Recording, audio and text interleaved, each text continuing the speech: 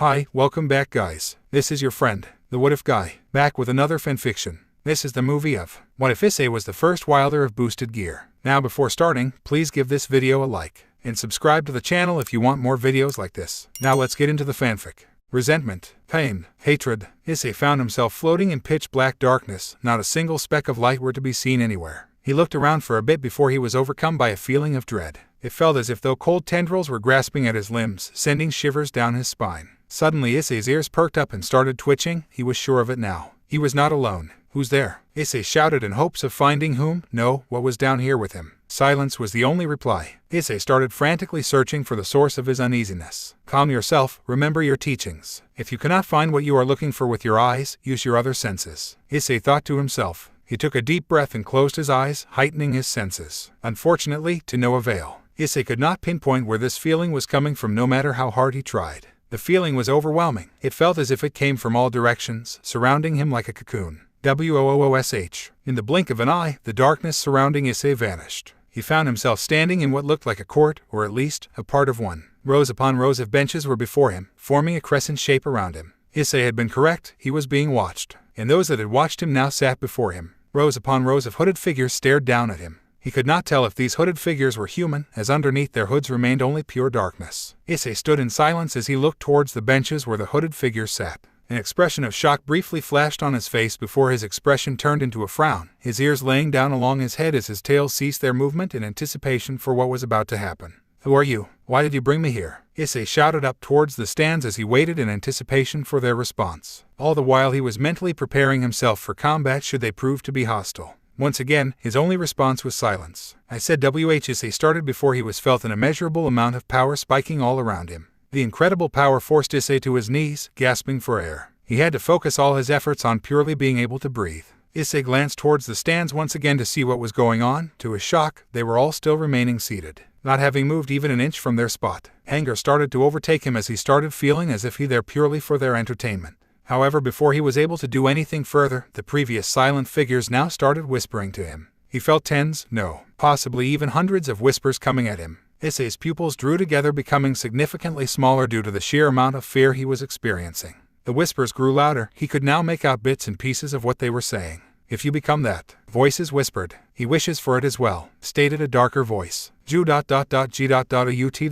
The voices had started becoming distorted. Activate it. The voices whispered to him. Ugg. Dry. Issei was not able to make out the word they were chanting. The whispers had reached the point where it would be more accurate to describe them as shouts, and they grew louder, and louder, and louder. Issei truly felt as if his head was about to split wide open, his ears ringing, his lungs burning. Activated, the conjoined voices shouted at him with all their might. Issei shot up from his bed, hitting his head on the nearby bedside table on the way up. Rubbing the area where he hit his head, he slowly put his head in his hands as he was sitting in his bed, heavily panting, gasping for air. That dream again. It has been recurring more often lately, Issei thought to himself as he swung his legs over the bedside, head still in his hands. A concerned voice of Dreg, the resident of his Longinus Boosted Gear, echoed inside his head. For any normal person, being comforted by an ancient dragon residing within one's arm with the power to destroy multiple nations, would not only be unsettling but would make one question one's sanity. However, Issei Hyoudou was not a normal teen, especially considering his cat-like ears and tails. Issei is a Nekomatada, an ancient, nearly extinct race of cat-like Youkai which specializes in utilizing Kai. The Nekomatada species is significantly dominated by female specimens, with male Nekomatada being so rare that they are considered a myth in most places around the world that know of this rare species. A Nekomatada is usually indistinguishable from a human if they hide their ears and tails, as they share most other human traits, at least physically. I am fine, Dreg, it is just a dream, Issei replied mentally. Dreg retorted back. Issei scoffed before replying, for the Sekiryuutei to be bothered by a mere nightmare. And with that he stood up, turned off his alarm, and started stretching, preparing for his morning workout regimen. After a couple minutes of stretching, Issei went and got himself clothed. Issei's usual attire for his morning workout sessions were quite simple, a black t-shirt and gray sweatpants. Issei preferred functionality over flashiness, and this setup allowed him to freely move around without restrictions. Before Issei left his room, he made sure that he hid his ears and his tails. Not because he was afraid that someone else would see them inside his residence, he lived alone after all, but rather to ensure that he did not forget to do so before he left his house. It would be awkward having to explain to your neighbors why you suddenly decided to cosplay as a cat, since they had no knowledge of the supernatural whatsoever. Issei sighed as he looked around the living room, boxes everywhere. As he had arrived late last night, he barely had any time to unpack, and thus the boxes remained on the floor spread throughout the house. I am really not looking forward to having to unpack all of this later, Issei stated out loud to nobody in particular. Sighing yet again, Issei grabbed the keys to the house as he unlocked the door and stepped outside. The sun had barely started to rise at this early hour, thus it was still rather dark outside. But that did not deter Issei. He thrived at this hour. There was virtually nothing to disturb him as his neighbors were still lulling in their sleep. Being able to see clearly in this darkness due to being a Nekomata was only a further benefit of being out at this hour. Naturally, he could not see as well as he would be able to in his Nekomata form, but his senses were heightened enough in his human form to allow him to complete this task without any issues. While locking the door, he cast another glance at the building that he would be to call home for the next foreseeable future. Sighing yet again, Issei thought to himself, when Azazel sensei told me that he would relocate me to Kyo so I could attend Kyo Academy, I thought he would have hooked me up with a small apartment in some apartment complex, not a two-story house with a front lawn and balcony. He could imagine Azazel's reasoning for it, probably something stupid and perverted along the lines of, "Aha, my boy, you will be able to fit several girls inside this building, a perfect start for your harem." Issei scoffed at the thought. He had no interest in a harem. Or maybe that was just his Nekomata genes speaking, since Nekomatas search for a single mate to spend their lives with. Besides, having a harem would be too much of a bother to deal with since he enjoyed silence and serenity. Not to say that he wouldn't mind enjoying said silence and serenity with his future mate. Issei looked at the clock on his arm and noticed that it was already 4:30 in the morning. I do not want to be late for the welcoming ceremony, especially on my first day in the academy. Azazel sensei would have way too much fun teasing me with that. Issei thought to himself. Issei shuddered as he remembered how annoying Azazel, the Governor General of the Fallen Angels and Grigori, could be if he set his mind to it. And with that, he set out jogging, his silhouette stretching across the street due to the rising sun. Scene change. Panting and drenched in sweat, he unlocked the door to his residence. He looked at the clock hanging on a nearby wall and noticed that it was already 7 a.m. He would have to hurry up if he did not want to be late for the welcoming ceremony. D-Drake stated, mildly amused at his partner's antics. HMPH, if you were aware that we were running short on time, you should have notified me. Issei retorted, displeased with himself for not keeping track of the time. D-Drake said, this time with a more serious tone, losing the mild amusement previously held in his voice. Sigh. I know. Sorry, D-Drake, Issei stated dejectedly. And with that, he rushed up to his bathroom, throwing the dirty clothes in the laundry bin on his way into the shower. Once Issei had stepped into the shower, he once again released his ears and tails. They were snow white just like the hair on his head. Sighing softly as the warm water washed over them, Issei washed his head and body under the warm water. He stepped out of the shower and proceeded to dry himself. He sat down and brushed his 4 tails. Issei, like any Nekomata, held great pride in his ears and especially his tails, as they do not only define who he is, but also signifies the owner's ability in handling Kai as well as their magical reserves. It was common for Nekomatas to only have 1 tail, especially if they were young and inexperienced in combat. An adult and experienced Nekomata could have 2 tails, however going beyond this number was practically unheard of. And this was despite the long average lifespan of roughly 10,000 years that the Nekomatas were known for. It was not that Nekomatas were weak and thus could not obtain more tails. Though it was the opposite, even a 1-tailed Nekomata could prove to be a significant adversary to a middle-tiered devil, fallen angel, or angel. A 2-tailed Nekomata could fight toe-to-toe with a high-class devil, fallen angel, or angel and manage to pull ahead with a victory. Beyond this number, there simply is not enough data available, as the amount of individuals in history who have achieved more than 2 tails could be counted on one hand. Nekomatas in general have significantly heightened senses while in their Nekomata form, alongside increased physical attributes that are required to handle the amount of power contained within them. However, this much power did not come without its own drawbacks. Kai, in an extension, Senjutsu, was a volatile form of magic, reliant on the user's own life force and emotions rather than only drawing from a magical reserve as other races do. Magical exhaustion was a real threat that all Nekomatas were aware of. Expanding too much energy too fast would result in the best of cases, extreme fatigue and decreased lifespan, and in the worst cases, excruciating pain and death. However, that was not the end of the problems that came with this power, as it was heavily reliant on emotions. Traumas as well as emotionally scarring events could leave one without the ability to utilize their Kai at all, thus leaving them utterly defenseless. Issei had finished brushing his tails, and thus hid his Nekomata form while clothing himself with the Kyo Academy student outfit which he had been provided prior to his arrival at his residence. He then proceeded to sprint to Kyo Academy, hoping he would make it in time for the welcoming ceremony. Scene change. Arriving at the Kyo Academy school grounds just a mere 5 minutes before the ceremony was about to start, Issei was looking around quite panicked, searching for where the ceremony would be taking place. Damn old man purposely forgot to tell me where I was supposed to go, so I would have to ask a fellow student, hopefully a cute girl, to add to my harem, as he would like to put it. Issei groaned as he thought to himself, having grown accustomed to the inner workings of the Governor General's head. Sighing, he looked around for someone to ask, however they all seemed caught up talking with their friends about what they had done during the summer break, and Issei was in no mood to disturb them. "Excuse me, do you need help?" A feminine voice suddenly queried Issei from behind. Issei exclaimed as he was startled from the sudden appearance of the voice. "Pardon me, it was not my intention to scare you like that. You look lost, so I assume you are one of this year's transfer students," the voice said, which Issei now realized coming from an attractive young lady his own age. Her lavender-colored eyes peered into his own yellow-colored ones for a couple of seconds before Issei realized what was happening and straightened himself back up. "No, it is quite all right, I just did not sense you coming," Issei said with an embarrassed laugh. "You are correct in assuming that I am lost. You would not happen to know where the welcoming ceremony is taking place?" Issei asked her, hoping she could help him find the ceremony before it began. "The welcoming ceremony is taking place inside that building, however you are running late," she stated as she pointed towards the western wing of the Kyo Academy. "Thank you, I never got your name," Issei stated, wondering who this girl who had helped him was. Sona Citri," she answered bluntly. "Thank you, Citri-senpai. I am Issei Hyoudou. I guess we will see each other around soon again," Issei said as he started walking towards the ceremony hall. "A high-class devil managing to sneak up on me. The Citri heiress, sister of the Leviathan no less." Issei mentally berated himself for allowing himself that moment of weakness. "I have to admit though, being able to sneak up on me with such magical power. Impressive, Citri-senpai. It appears as if I have misjudged you," Issei thought to himself, impressed that she was able to sneak up on him. Naturally he would have detected first sign of magic being activated, but still.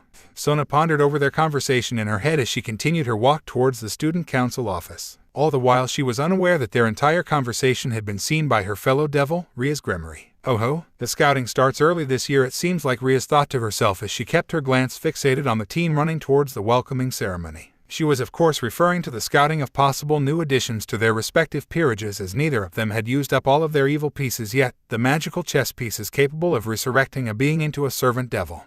"But you?" a soft voice queried from behind her. Rias turned around and saw Koneko Taoju, her rook, and Akino Himejima, her best friend and queen, standing there looking at her. "The welcoming ceremony is about to start. Kiba is already there waiting for us." Koneko's soft voice spoke again, looking up at her master as well as friend. Ara, Rias, already looking for a boyfriend." Akino teased in her usual manner. Rias just sighed at her queen's antics and followed her rook and queen to the welcoming ceremony. Scene change. The welcoming ceremony had just finished and Issei was on his way to his class, mentally preparing himself for the bombardment of questions transfer students usually receive from fellow classmates. And now I will welcome a new student to our class. He recently moved here from another city, so be nice to him," Issei heard his teacher say to the class as he waited outside the classroom for the teacher to give him the go-ahead to introduce himself. "That is my cue," Issei thought to himself as he stood up and entered the classroom. As soon as he stepped into the classroom, the class was in full motion, whispering to each other. He heard a few giggles coming from some of the girls, while he heard some curse words being muttered by some of the guys in the class. "Hello everyone, I am Issei Hyoudou. I recently moved here from Kyoto, pleased to make your acquaintance," Issei said to his now fellow classmates as he waited for the teacher to assign him his seating.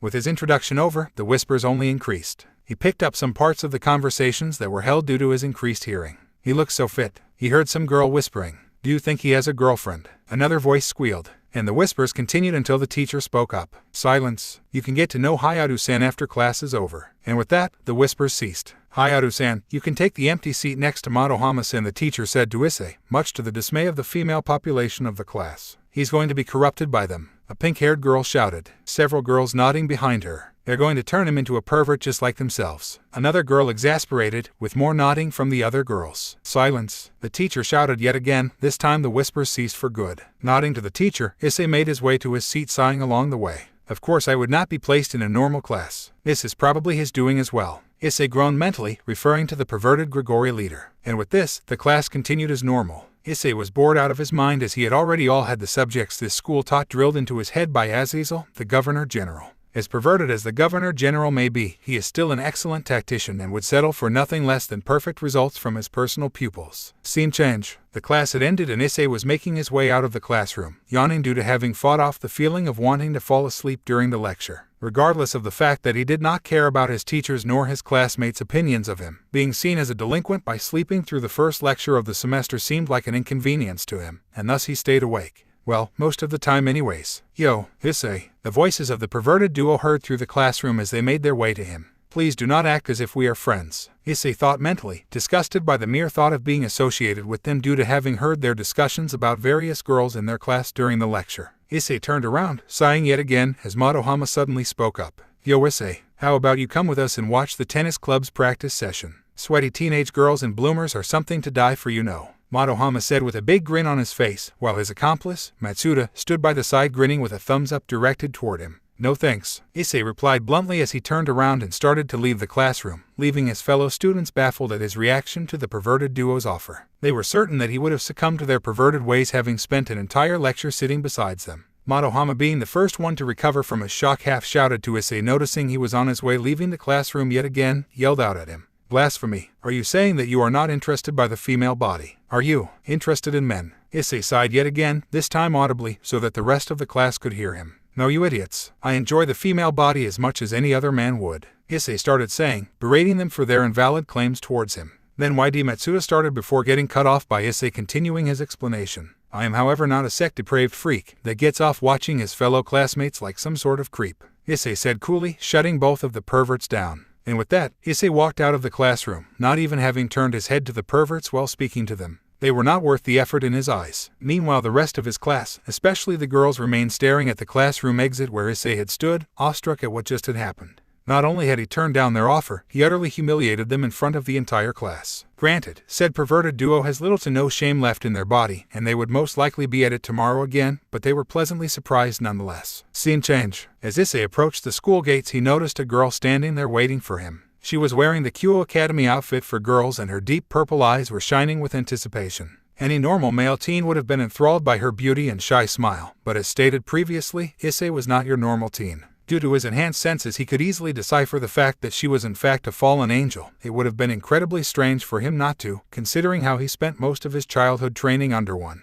Regardless of this, he decided to humor her as he was interested in why she, a fallen angel, was here in Kyo Academy, which is devil-controlled territory, looking for him. If Azazel had sent her here, he would have been aware of it. Azazel could be perverted and absent-minded at times, but he was not stupid. He would not send a fallen angel to Kyo Academy without prior notice and not expect it to be taken as a declaration of war. And war was something in which Azazel held no interest in. It halted his research after all. The voice of Deedrag echoed yet again within his head. Oh, do you take me for Deedrag? Do you really think of me so lowly that I would not be able to detect a fallen angel standing right before me? Issei replied mentally with a mocking tone. Deedrag scoffed at him. Hyoudou-kun, the female exclaimed and approached him with a big smile. She knows my name. Issei thought to himself. I am sorry, but who are you? Issei replied to the still unknown girl standing before him. Oh, how silly of me. I am Yuma Mano, she exclaimed cheerfully, making Issei cringe internally at her blatant charade. I wanted to ask you if you would like to go out with me on a date tomorrow, the girl now known as Yuma said to him. Shocking Issei somewhat, he did not see that one coming,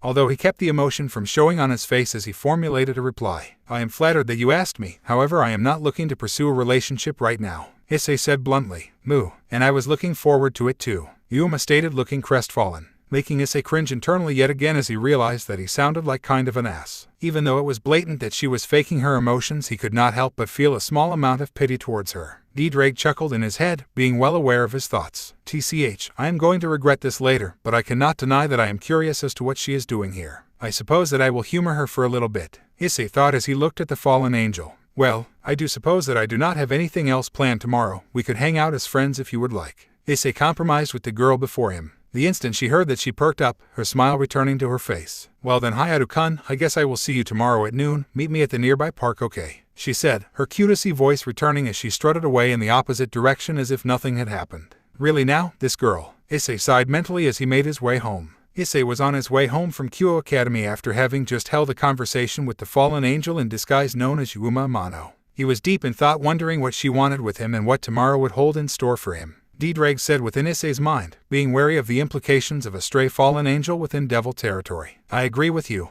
A fallen angel showing up on the doorstep of devil-controlled territory owned by the Grimoire and Citri families unannounced does not bode well, Issei replied to his sacred gear as he continued his walk home. However, what business does she have with me? She has no knowledge of my race, nor of me being the Sekiryuutei. Azazel has kept that under wraps from even the great Maus. A lowly fallen angel would not have access to that information, Issei thought to himself as he pondered over the situation at hand. Scene change. Issei had finally reached his residence and proceeded to unlock his door before stepping inside. Closing the door behind him, he took off his shoes and went straight to his living room, intending on calling Azazel to let him know what had occurred at the school gates earlier this afternoon.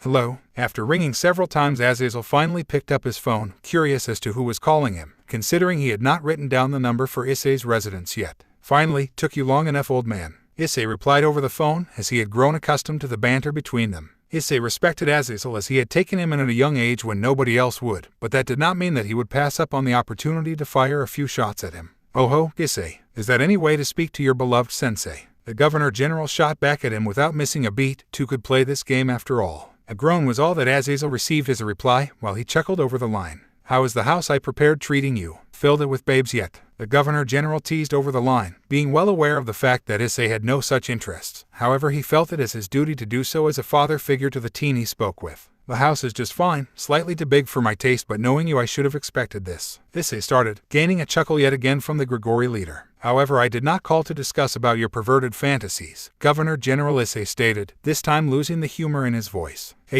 Azazel was genuinely curious as to why his pupil had called him, and he was even more surprised to hear him using the title that he had come to be known by, something Issei only did when the situation was serious. Gaining a serious look on his face, he waited for Issei to continue his explanation. The name Yuma, does it ring any bells in your head? Issei asked with a serious tone. However, the reply he received was something he unfortunately expected. Amano? No, I am sorry, it is not a name that I have heard of before, the Grigori leader replied, wondering why this name had been brought up in their conversation. TCH, as I expected, it was a moniker after all, Issei stated, annoyance blatant in his voice as he prepared to deliver the rest of the information he had gathered while conversing with the girl. Azazel sat in anticipation, allowing Issei to continue his explanation without being interrupted. He was well aware that his pupil would not call him by his title unless the situation called for it. On my way home from Kyo Academy, I was approached by a girl claiming that her name was Yuma Amano. She had been waiting for me and asked me out on a date with her. Issei replied, going over the events that had happened inside his head while he explained them to his sensei. That is great and all, but I do not see why you called me just for that, unless you are asking for my blessing.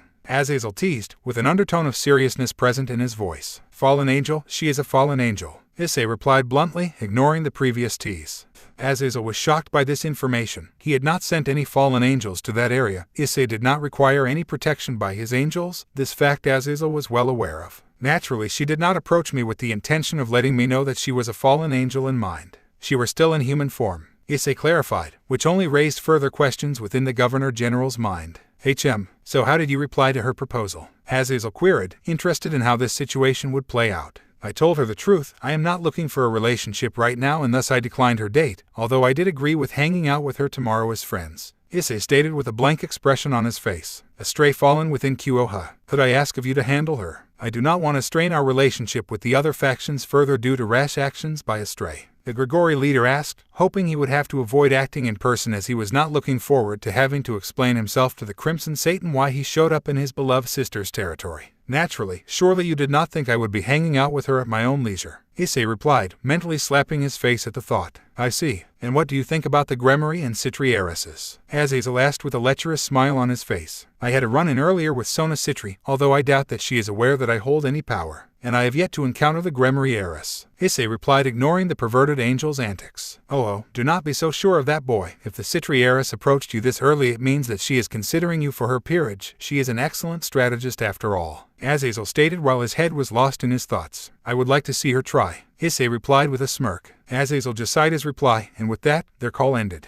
D-Drag, I want you to be prepared to deploy in the form of a twice critical tomorrow, should she prove to be hostile, Issei said to his Longinus. After all, it would be significantly simpler to explain the fact that he had a commonly occurring sacred gear, rather than having to explain that he is the Sekiryuutei or possibly the only remaining male Nekoshou in the world. D-Drag replied, slightly annoyed that he still had to be kept under wraps. He was the Red Dragon of Domination after all. He yearned to strike fear in the opposition and display his utter dominance on the battlefield. But he understood that now was not the time, and thus complied with his partner's request. He then proceeded to look around his living room, noticing the still unpacked boxes littered across the floor. This is going to take a while, Issei thought as he sighed, preparing himself for the manual labor that was about to take place. Scene change. Finally, done, and with that said, Issei passed out onto his bed face first, too tired to get under the covers. By now most of the boxes had been unpacked. A couple still remained, but he decided to leave those for later. He was satisfied with how his home looked for now. Issei proceeded sleep, yet again handing himself over to the grasp of his nightmares involuntarily. For as long as Issei could remember, he has been plagued by nightmares. The demons of his past would continue to haunt him as soon as he closed his eyelids. Nightmares are not something that you learn to phase out the more times you experience them, but regardless of this, Issei had resigned to the fact that this was how it was going to be for the rest of his life. Monster. You should have never been born. You have only caused trouble for us. You are too weak. Why do you not just die? These were the voices that greeted Issei once he fell asleep. No matter how many times he had heard them, they cut new wounds in him every time. Memories of his past flashed before him. He could still make out the cries of fear, the stained streets, the heavy miasma of blood. Even his family laying sprawled across the crimson-stained floor. This was going to be another long night for Issei, as he continued to toss and turn in his sleep until the early hours of the morning. Scene change. Morning had come, and regardless of the fact that it was Saturday, Issei continued his daily workout regimen. He could not allow himself to slack off. Laziness lead to weakness, and Issei could not allow himself to be weak. Not again. Never again. Issei was currently approaching his usual spot in one of the thick forests surrounding Kyoto. He found this spot to be good enough due to its remoteness. Nobody would accidentally walk in on him training here, that much he was sure of. But he still made sure to check the perimeter each time, just to make sure. Issei stood still and focused his thoughts, closing his eyes as he heightened his senses in an attempt to search for any possible onlookers. He sensed a couple of birds, a fox, and a deer. All right, the coast is clear, Issei thought to himself as he sat down preparing to meditate. Meditation was a very important aspect for users of Kai, as the power flowed within them not unlike a river. Thus you had to make sure that said river was able to flow freely without anything blocking its passage. Issei sighed softly as he sat with his legs crossed on the ground near a big tree, its branches giving him ample shade in the otherwise scorching summer heat. Issei released his ears and tail so that he could properly focus on the task ahead of him. Taking a deep breath, he dived deep into his senses, allowing them to completely take over, preventing any thoughts from entering his head. It felt as if though the world had come to a halt, moving in slow motion. The previous emptiness has been replaced by a warm sensation, coming from the energy of the sun, no doubt. Extending his reach by enhancing his senses further, he was able to sense a river flowing a couple hundred meters away from him. The chilly sensation of the cool water replacing the previous warmth the sun had held in him. He could sense wisps of energy all around him, coming from the trees, animals, even insects. Issei proceeded to delve deeper within himself after releasing his previously held breath whilst taking a new one. The area around him had started to heat up, and soon enough an array of small fireballs could be seen around him, softly levitating in the air around his midsection. Issei's breathing hitched a bit, and he proceeded to open his eyes. They were shining, no, they were glowing. Issei's previously yellow-colored eyes had developed a light golden tint, their black iris still present. The fireballs held the same color as his eyes wore. He stood up and proceeded to move his right arm forwards whilst he turned his hand around so that his palm was facing the sky. Soon enough a tiny gold-hued spark had appeared in his hand, which soon grew into a flame which held the same appearance as the other fireballs wore. The flame had reached the point where it had entirely covered his palm, and Issei watched in admiration at his creation. The admiration, however, did not last for long, as Issei proceeded to make the flame envelop his entire hand. He was nearing completion of this task, before a sharp pain shot through his body, memories of the past flashing by him, making Issei lose all focus that he had gathered as he fell to his knees. Hands grasping the ground below him as he sat hunched forward, gasping for air while the taste of iron enveloped his mouth. He spit it out, only to realize that what came out was not spit, but his crimson-colored blood. Still weak. Issei said out loud between his panting. The concerned voice of D-Drag echoed inside his head. This was not the first time that his partner had attempted this procedure, but the results this time were more severe than during previous attempts. What Issei had attempted was an ancient technique created by Kai users. Fittingly enough, it went by the name of Kai manifestation, as the user projects their Kai outwards, out of their bodies, making it manifest in the form that the user desired. Whilst it was an incredibly intricate technique that required strong discipline, Issei was certain that he, if anyone, should be able to properly utilize it. But alas, he has never managed to manifest it for longer than a few seconds. This has always been something that has haunted Issei, the thoughts in the back of his head reminding him that he always has been weak and always will be. Issei scowled at the thought, but it remained there nonetheless. I am fine, D-Drag, we have been through worse, Issei replied, still panting from his previous exhaustion. Issei gathered his thoughts and stood up, getting into his fighting stance, preparing for the physical part of his training regimen. This time his opponent would be the big tree he had previously sat under. And with that, Issei lunged forward, delivering a heavy palm strike to the trunk of the tree, causing it to drop most of its leaves, while the bark that had previously been where Issei's fist now was implanted had been blown off, displaying cracks in the trunk from the power of his fist. Issei used the tree trunk as a ramp as he ran up it past a few branches before he planted his right foot on the trunk and used it to propel himself backwards into a flip. The moment his feet touched the ground, he crouched, building up strength in his legs that he released into forward momentum as he lunged towards the tree yet again. However, this time he infused Kai into his fingers as he ran his arm straight through the tree, splitting the trunk in two. A satisfied smirk was shown on his face as he searched for his next target. Scene change. Issei had already finished his training regimen and had gone home to freshen up before he was to meet up with Yuma. He did not want to go around reeking of sweat. Coming out of the shower, Issei clothed himself with casual clothes as he glanced at the clock on the wall. Seems like it is about time for me to leave, Issei thought to himself as he noticed that the clock was approaching the time in which they had agreed to meet. Issei locked the door and left his house, making his way to the park she told him they would meet in. It was a rather uneventful walk. Nothing out of the ordinary had occurred during his way here as he had just arrived at the destination. Noticing that he was slightly early, he sat down at a nearby park bench while he looked around for something to entertain him whilst he waited. It was at this time that he noticed a certain familiar presence following him. The same presence that he had felt in the back of his head during the talk with Yuma, although he just shrugged it off at the time as just a coincidence. Now he was certain. Someone was following him. However, before he could do anything, a voice caught his attention. Hyoudou-kun. Issei sighed as he realized that this was the voice belonging to Yuma Amano, the girl he promised to meet up with, as he made a mental note to deal with the stalker later. I am sorry that it took so long. Did you have to wait? Yuma asked cutely with a smile on her face. No, I just got here, Issei replied, mentally cringing from uttering such a cliché line. Great, let us be off then, Yuma exclaimed as she hooked arms with Issei, dragging him off to the nearby shopping center. Scene change. Issei had to admit that he had not disliked the experience as much as he thought that he would. Despite the fact that he was well aware that she was up to something, he could not help but feel something stirring in his chest. After dragging him to the shopping center, they had set off to multiple stores where Issei had been forced to pick out clothing that he liked for Yuma as she posed for him. They then proceeded to go eat at a nearby cafe before ending the trip by watching a movie at the cinema located within the shopping mall. All in all, not too shabby. They had walked back to the park where they initially had met up in on Yuma's request. Yuma seemed to be in a great mood, which in turn made him wonder if that was due to how their day had went or due her real motive with this. Issei was snapped out of his thoughts when Yuma stepped up on the nearby fountain, doing a small twirl before interlocking her hands behind her back, looking at him expectantly. Ni, Hyoudou-kun, I had lots of fun today, she said, smiling at him, with a tint of sadness in her voice. Would you do me one last favor? Yuma started, making Issei wary of what she was about to ask. Would you die for me? She stated, this time without any hint of cuteness lacing her words. She was entirely serious with this request, Issei realized, looking at the sadistic smile on her face. I do not believe that is a question that should be asked on the first date, Amano-san, Issei replied as he frowned at her request. Too bad that it was not a question, Yuma exclaimed as dark energy enveloped her, revealing her true form as a fallen angel. To be honest, I enjoyed our day together, although I still have to kill you due to your possession of a sacred gear, she replied as she formed a spear made out of light. Even fallen angels could utilize the power of light after all. But I do suppose that I owe you a prize for being above my expectations when it came to today. My real name is not Yuma Amano. It is Rainier, remember it in the afterlife. The girl now known as Rainier stated haughtily towards Issei. As Rainier prepared to impale Issei with the spear, he muttered one single line. D-drag. The spear flew forwards towards the abdomen of Issei, however in the split of a second it had been stopped.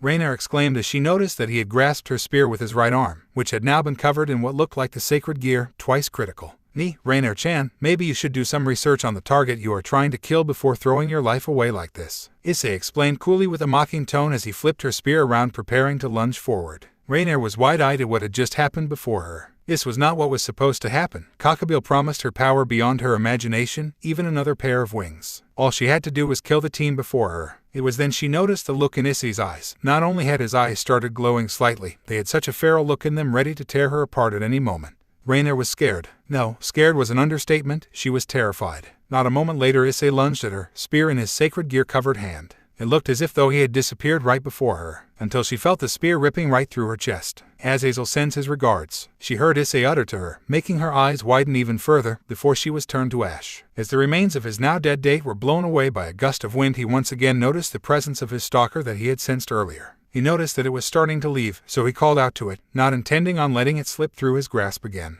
You there? Why are you following me? Issei shouted at the leaving figure. The figure stopped and stepped out of the shadows, revealing herself to Issei. Issei was shocked by the reveal. Before him stood a girl just a few years younger than himself, sharing the same hair color. Issei sighed mentally at this. Here he was preparing for another ambush, and it turns out that it is just a cute girl. The girl just stood there in silence looking at him. Look, I am not mad. I am just wondering why you have been following me since yesterday, Issei asked, realizing that he could be seen as a threat considering that he just disposed of a fallen angel by himself. With this, the girl in question decided to speak up. But you told me that she wanted to meet you. The yet unidentified girl spoke to him in a soft tone. But you? Issei replied, curious as to who the girl was referring to. I am in the Occult Research Club, she told him, as she seemed hesitant in revealing her friend's name to a potential threat. Ah, Grimory Senpai then. he replied, slightly shocking the girl as she was unaware that he knew of her butchu. Issei sighed loudly. First he gets attacked by a fallen angel, and then the sister of the Crimson Satan wants to meet him. Just tell her that she can reach out to me in school if she wants to meet me. She does not have to send out people following me for that purpose. Issei replied while groaning slightly. Was the only response he got from the girl. Can I have your name at least? I am Issei Hyoudou, although I suppose you are aware of that already. Issei chuckled to himself, amused at the girl's actions.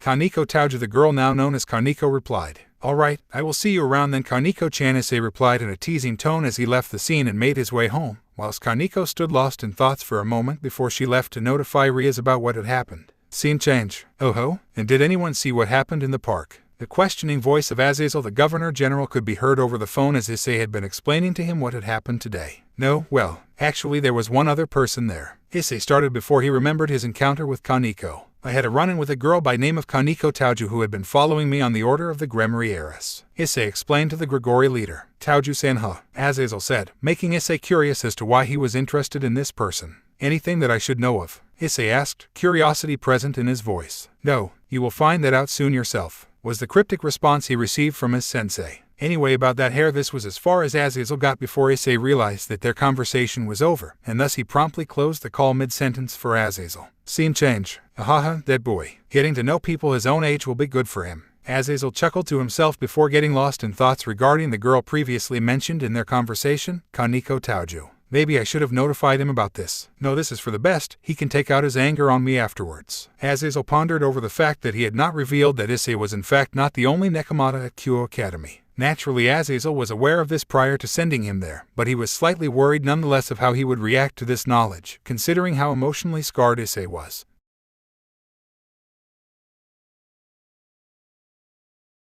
Issei was currently sitting in class, trying to stay awake for yet another terribly boring lecture. He noticed several girls from his class staring at him every now and then, before turning around and saying something to their friends whilst giggling.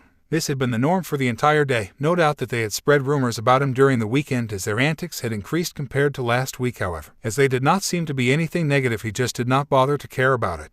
Madohama and Matsuda had been surprisingly quiet this lesson, not even attempting to strike up a conversation with him once, something which he was very pleased with. I wonder why that Grimoire girl wanted to see me. Probably to attempt recruiting me into her peerage. Issei thought to himself, mildly amused at the thought. RINGGG. And with that, the school day was over. Issei started making his way out of the classroom when he suddenly heard several girls squealing in a choir. Thankfully, they were not directed at him this time. He turned around to see who the poor guy was, only to be looking at Kiba Hyoudou, the proclaimed prince of Kyo Academy by the female population. Hyoudou-san, I was looking for you, the prince of Kyo Academy stated. Me? Issei asked as he pointed at himself, curious as to what Kiba wanted with him. Yes, although it is rather urgent. Please follow me, Kiba said as he started to leave the classroom, much to the dismay of the females in the class. Issei just shrugged and decided to follow Kiba to see what he wanted with him. The class filled with whispers once the two students had exited the classroom. Hyoudou-kun and Hyoudou-san.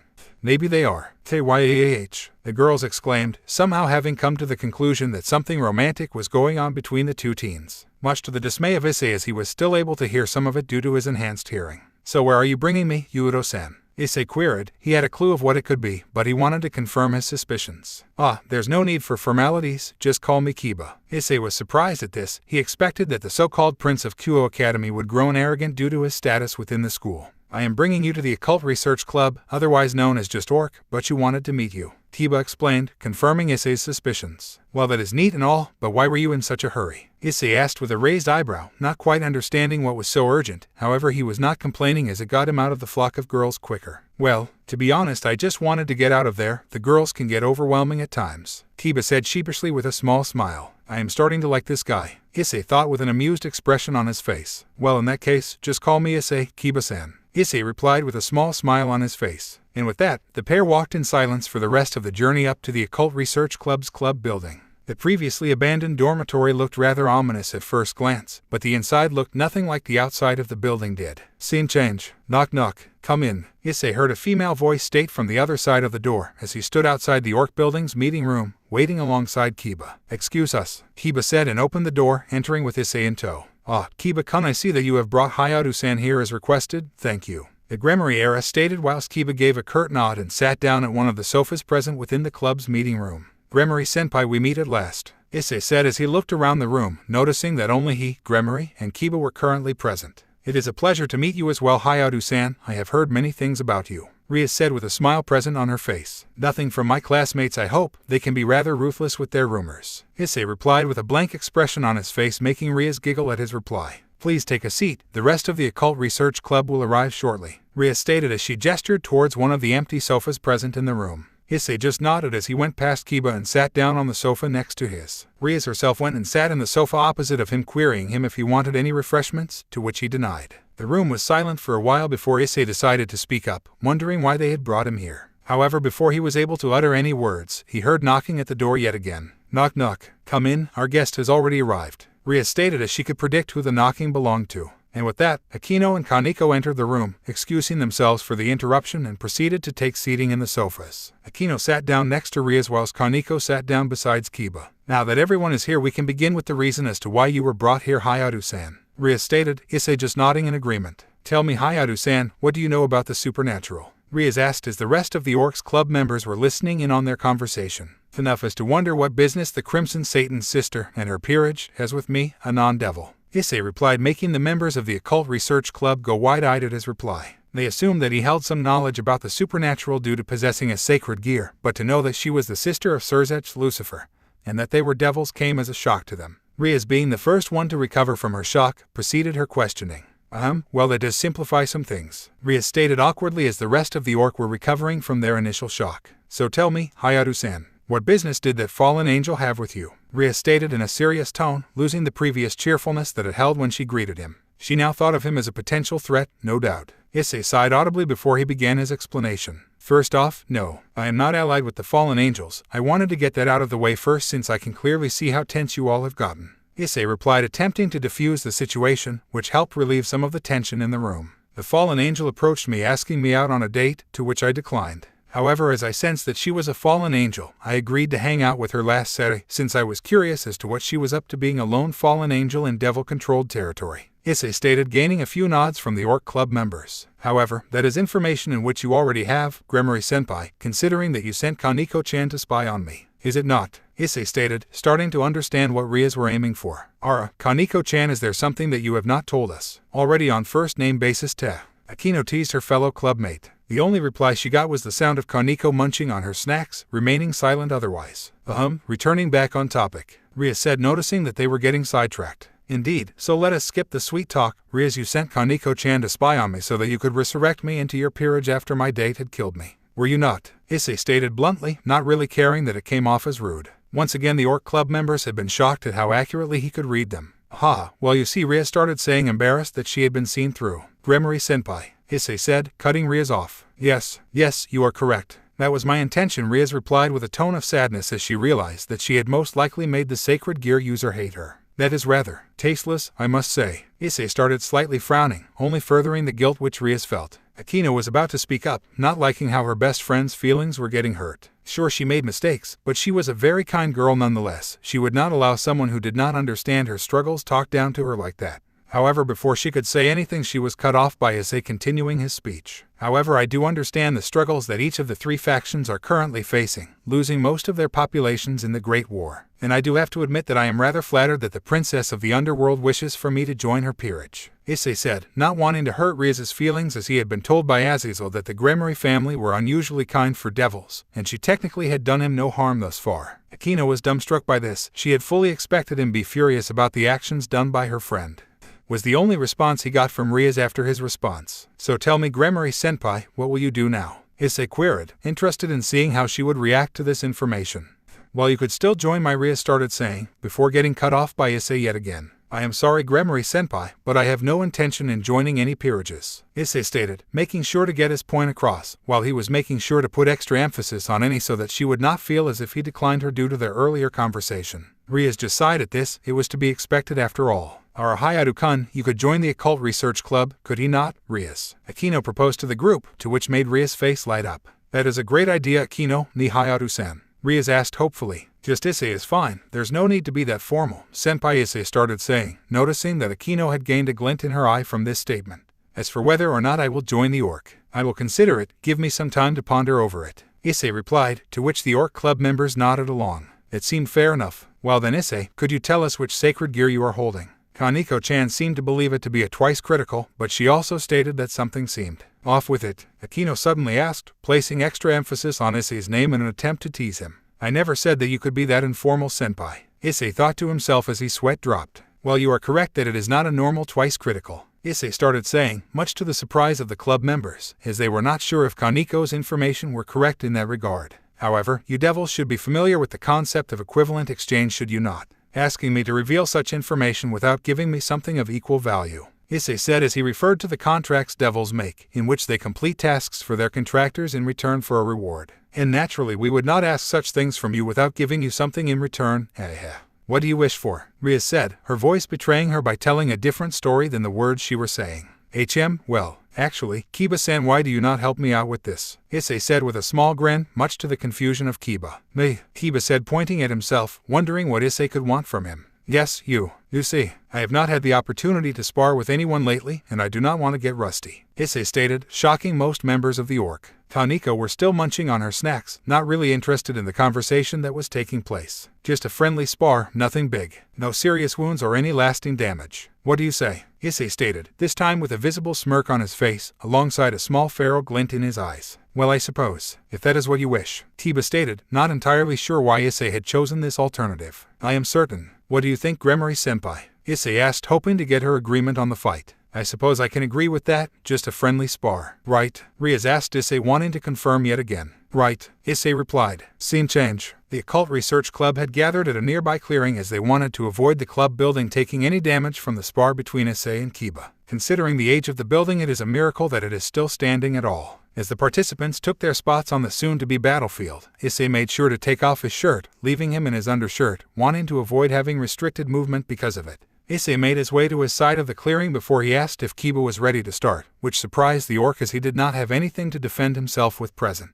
Are you not going to bring a weapon? Kiba queried as he himself was surprised of his soon-to-be opponent's actions. Let us see if you can make me summon one. Issei replied cryptically to Kiba. Well, alright then. Are both participants ready? Riaz asked, shrugging off her confusion by Issei's statement. Yes, bring it, were the responses received from the duelists. Well then, begin, Riaz shouted as she took her seat next to Akino, and surprisingly even Koneko, who had been interested in watching the fight as well for some reason, bringing her bag of snacks with her. I hope you will not disappoint me, Kiba, Issei shouted as he dashed towards Kiba as soon as the start of the fight was announced. Right back at you, Kiba announced as he prepared his blade for confrontation. Issei lunged towards Kiba fist first, attempting to draw the first blood, however Kiba parried him with his blade as Issei flew past him. As Issei ceased his movement, he noticed that he had gotten a cut on his cheek, a small trail of blood trickling down. He had to admit that he was slightly shocked, not having expected the knight to have such good reflexes, before he started grinning. This will be interesting, Issei announced to himself as he readied himself for another attack. And so the fight continued, with Issei on the offense whilst Kiba stayed on the defense, parrying the strikes coming at him best he could. It almost looks like a dance, Riaz said, referring to sharp movements of both participants, as no wasted movement could be seen as they dodged and attacked each other gracefully. Koneko just nodded along to this while Akino continued to spectate the fight. Ara, it looks as if Kiba-kun is going on the offense now, she exclaimed as the roles the two duelists had held switched. Now Issei was the one parrying the strikes from Kiba's blade. At this point, both the participants were panting due to the intensity of their fight, however it was noticeable that Kiba was the one tiring faster. Kiba-san, you have surpassed my expectations. I have enjoyed this fight so far, Issei stated with a smile on his face while he was panting, the feral look returning to his eyes. So have I, Issei-san, however I have yet to make you summon your weapon. Kiba replied between his panting, a smile also present on his face. So show me the power of Riaz Gremory's prize knight then, Kiba-san, Issei said with a smirk as he dodged another strike from Kiba. And with this, Kiba stepped back, collecting his breath. He was well aware that he would not last much longer, he needed to give this next attack his all. Meanwhile Issei stood by waiting in anticipation for what the Gremory knight would throw at him next. As Kiba started focusing on his next attack, Issei could feel magical power being gathered around Kiba, growing at a rapid rate. This is what I am talking about. Come at me with everything you have got, Kiba, Issei mentally exclaimed, his excitement growing by the second. The spectating orc members grew wide-eyed seeing Kiba getting serious. Riaz, maybe we should call if th was as far as Akino were able to speak before being interrupted by Kiba's shout. Prepare yourself, Issei-san. I will not hold back, Kiba shouted to Issei. And with that, Kiba dashed forward, his speed so magnificent that it appeared as if he had teleported right in front of Issei. Kiba was raising his blade at Issei, aiming for his chest, when he suddenly realized something. Wait, Issei-san is not a devil. I put too much power into this attack, it is going to kill him, Kiba shouted mentally, realizing his grave mistake. However, it was too late. He could not stop his attack as the momentum carried his blade forwards. I am so sorry, Issei, Kiba thought regretfully as the blade was approaching the person that he had began to respect as a friend. It appears as if I have misjudged you, Kiba. You truly are a worthy opponent. I will not shame you by holding back any longer, Issei thought to himself as he saw the blade approaching him. Dedrag, Issei muttered as his body gained a faint glowing hue, was the response he received from his Longinus as it formed on his arm. It was as if time stood still when Kiba's blade passed through Issei's chest, only for Issei to appear right next to him with his armor-covered fist slamming into his side, sending him flying into a nearby tree. An afterimage was all that Kiba had time to think of before he succumbed to his tiredness and passed out. Heavily panting, Issei could only utter one sentence. Impressive. Before he fell down to one knee, at first glance it looked as if Kiba's attack had passed right through him. However, he merely dodged the strike at such an angle that it left a cut along his upper chest, instead of puncturing it. To say that his spectators were surprised by these events were an understatement. They were awestruck by what just had occurred. Hyoudou-kun is restarted. The Sekiryuutei, Akino said as she completed her best friend's sentence. Even Koneko was surprised by this, although it was overshadowed by another thought. The way that Hyoudou-senpai dodged that attack at the end. Koneko's eyes had widened even further as she realized what her senpai had done. He had not used any magic. That much she was certain of. Had he used senjutsu, Koneko was brought back to reality by a loud thud as Issei hit the floor, no longer being able to stay awake due to his injuries. They had just noticed the small pool of blood which had formed where Issei had hit the floor. Hyoudou-san, Rias exclaimed as she ran over to him, worried about his injuries, while Akino checked up on Kiba. As Kiba was a devil, he would recover much faster than a human like Issei would. Well, at least that was what they thought. Though regardless of this fact, it remained true that Issei had considerably more severe injuries than Kiba had received. Rias went wide-eyed as she saw the cuts on Issei's chest, from which blood had started to pour from. She knew that he had sustained cuts from Kiba, but this much. Had he fought wounded this entire time? Seems as if I overexerted myself again, was the last thought Issei held in his head before he blacked out. Scene change. It was midnight by the time that Issei started to regain consciousness. The only light available was a small candle on a table in the room he was laying in that illuminated the otherwise pitch-black darkness that was surrounding him. Issei slowly raised himself from where he laid, noticing that someone had bandaged his wounds after his fight with Kiba. He slowly looked around, taking in his current location.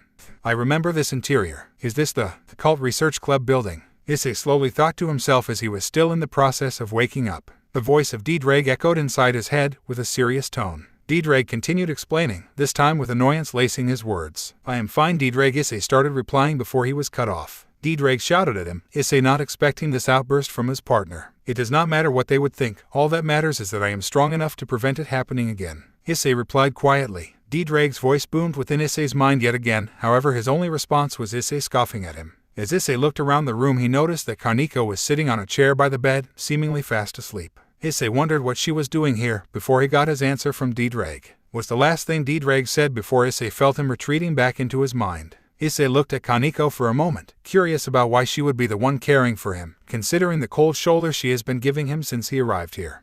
Koneko must have noticed that he had woken up as she started stirring. She then proceeded to yawn and stretch her arms before she locked eyes with Issei. Phew, Issei thought to himself. I guess you were the one who tended to my wounds. Issei asked softly to Koneko, who in turn only nodded her head. Thank you. Although you did not have to stay the night, I would have been fine until the morning thanks to your bandages. Issei replied, thankful for what she had done, but curious as to why she had stayed. Nightmares, Koneko stated, still uncomfortable speaking with Issei. Issei asked.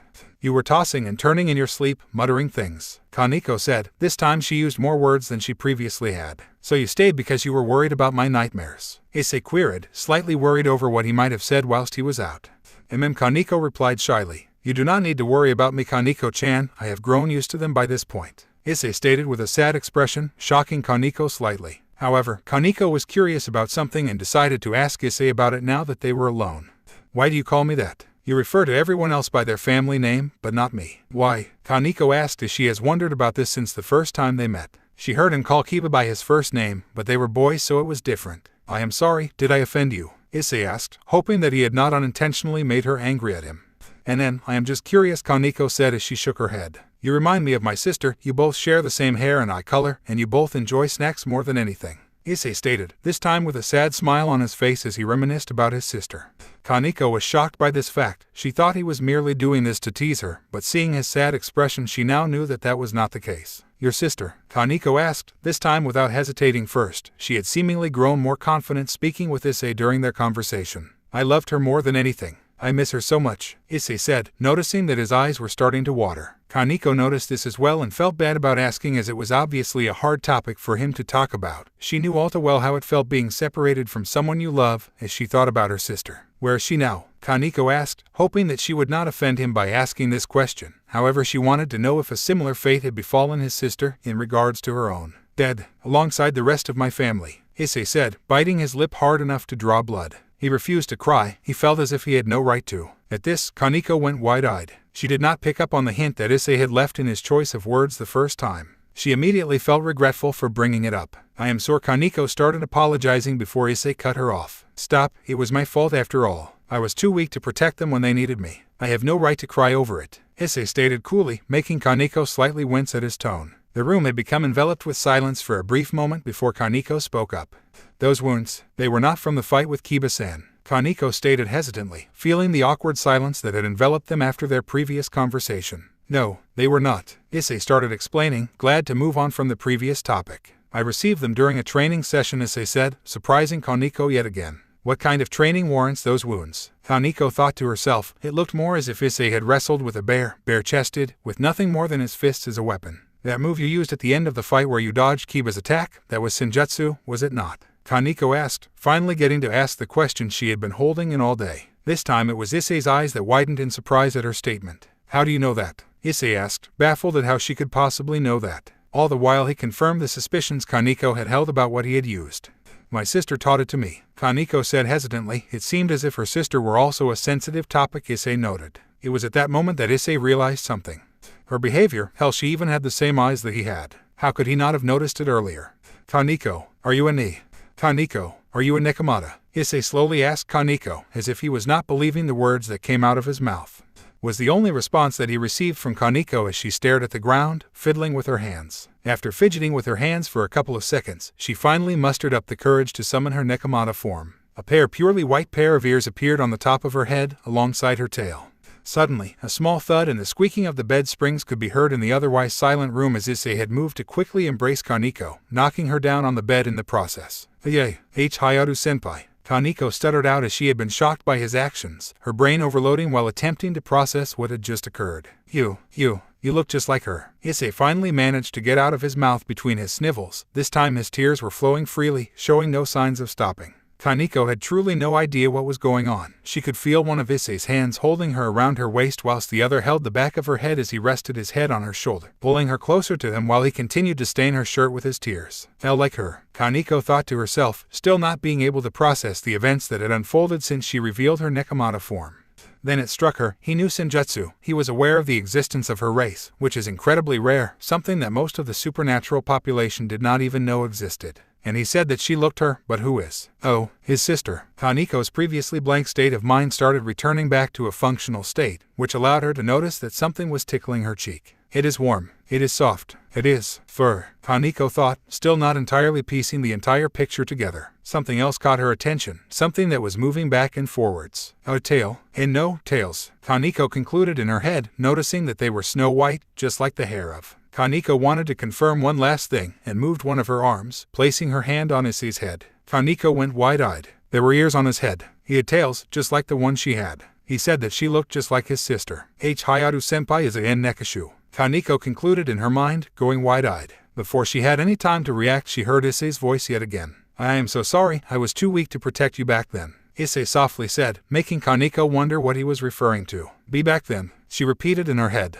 Wait, does he think that I am his? Koneko thought to herself, her mouth opening slightly. Dreg said with pity filling his voice. I am never going to let you down again, Issei said once again, his thoughts clouded, preventing him from thinking clearly. Dreg said to his partner, once again attempting to gain his attention. This time more forcefully, however, to no avail. Issei could not hear him. I am never going to let you go again, Issei stated firmly, pulling Koneko closer to him, making her uncomfortable. Dreg shouted with all his might within Issei's head, snapping Issei out of his thoughts, making him wince at the booming voice within his head. Dreg stated, sadness present in his voice. He regretted having to yell at his partner like this, especially when he was in such a vulnerable state, but his partner's mental state was brittle enough. He could not allow himself to watch as it deteriorated further.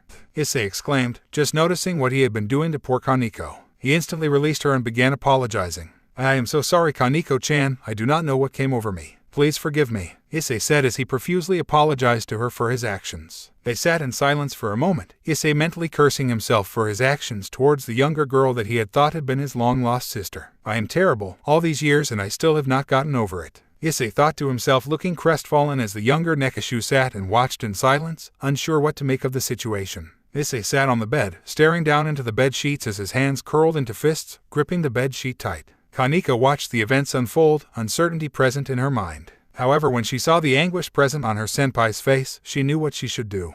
Issei exclaimed as he felt the younger Nekoshou's arms wrap around him, pushing her tiny body closer to him as she embraced him like her sister used to do with her whenever she was sad. I think Ai-senpai is not weak at all, she said as she nestled up into his chest.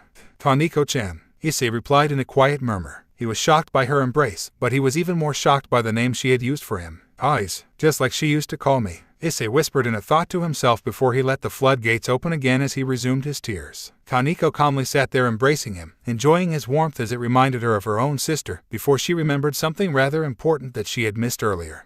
Tails, Koneko thought to herself as she looked at her senpai yet again, noticing the 4 tails present.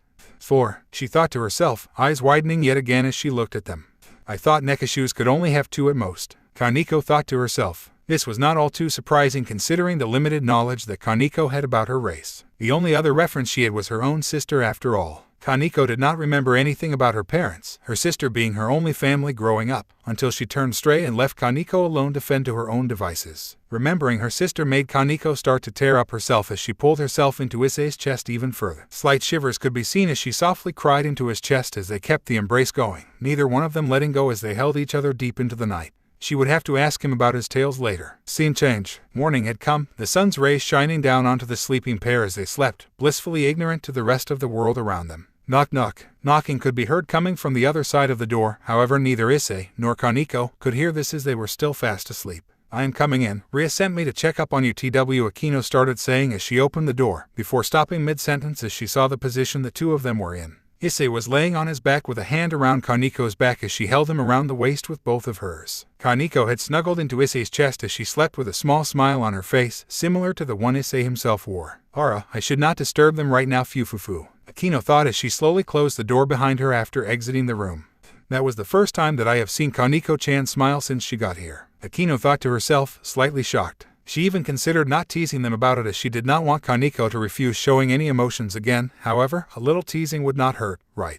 And with that, one of Akino's famous sadistic smiles slipped out, although with less malicious intent around it this time. And while this all happened, the pair continued sleeping, still blissfully unaware of what had happened inside the room. Scene change. Issei was the first to wake as he slowly rose from the bed, noticing the younger Nekoshou snuggled against him, shocking him. Then all the memories from last night came flashing back to him. Remembering what had happened yesterday, Issei gave a small smile as he brushed his hand along Koneko's head, much to her enjoyment as she gave a small purr, even though she was still fast asleep. Issei tried getting up before he noticed how strongly she held him. She was surprisingly stronger than she seemed, putting Issei in quite the predicament as he tried untangling himself without waking the younger Nekoshou. After a couple of minutes he eventually succeeded, replacing himself with a pillow for Koneko to snuggle against. Issei went to grab his shirt from a nearby chair as they had slept fully clothed otherwise due to how tired they had been. However, he had not slept with a shirt on as it had been removed when Koneko applied bandages on him last afternoon. Throwing one more look at Koneko to see if she still were sleeping, he slowly closed the door behind him as he went out of the room he had spent the night in.